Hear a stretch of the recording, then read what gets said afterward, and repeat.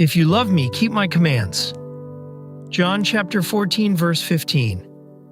The words are clear. Love is not an abstract idea here. It finds its shape in what we choose, in daily moments, quiet or loud. When life is uncertain, when we feel scattered, love can seem weak, fleeting. But Christ's call is not to a fuzzy feeling. It's to gentle, deliberate action.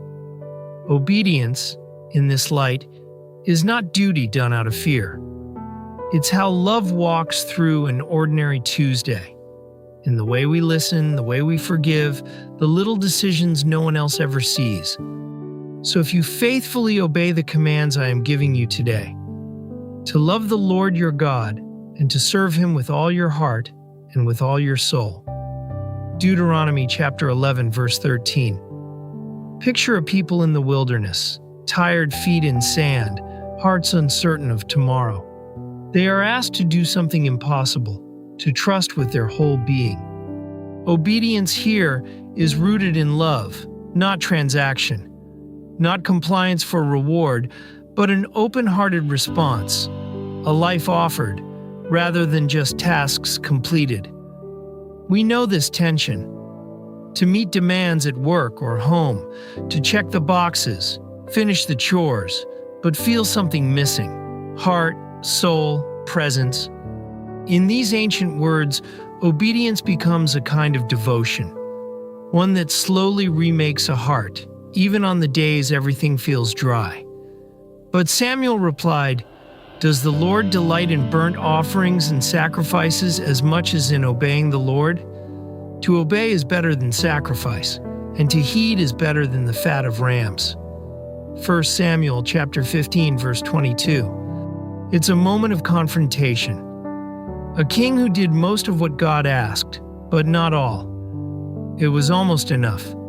Sacrifice, ritual, effort, they can become walls that hide a deeper reluctance. Samuel's voice breaks through. What matters is not the noise of performance, but the quiet honesty of following through, even when no one is watching but God. There's an ache in these words, a plea to move beyond appearance, to the places we can't fake.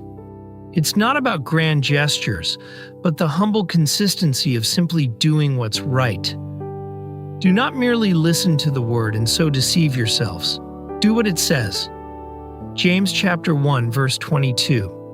We live in a world of endless advice, podcasts, books, opinions, so many words swirling by.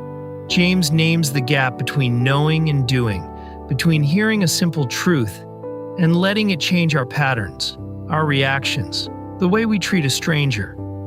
There's a kind of self-deception in just nodding along, imagining that listening is enough. But it's in the small acts, the apology, the kindness, the quiet patience, where belief becomes real. Peter and the apostles replied, "We must obey God rather than human beings." Acts chapter 5, verse 29. Flash to a hostile crowd, threats hanging in the air. These are men who once scattered in fear. Now they stand, unshaken. Sometimes obedience is costly. We feel the tug between pleasing people and standing for what is higher. In work meetings, in conversations that swirl with pressure, we know that feeling of risk. Obedience in these moments isn't stubborn defiance.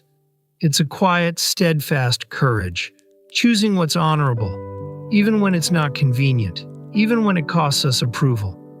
Every command echoes with longing, not for hollow compliance, but for the kind of living that draws love into action. Obedience is never sterile. It is devotion in movement, integrity in the dark, a heart leaning toward what is good, again and again, until the unfamiliar path becomes home. Amen.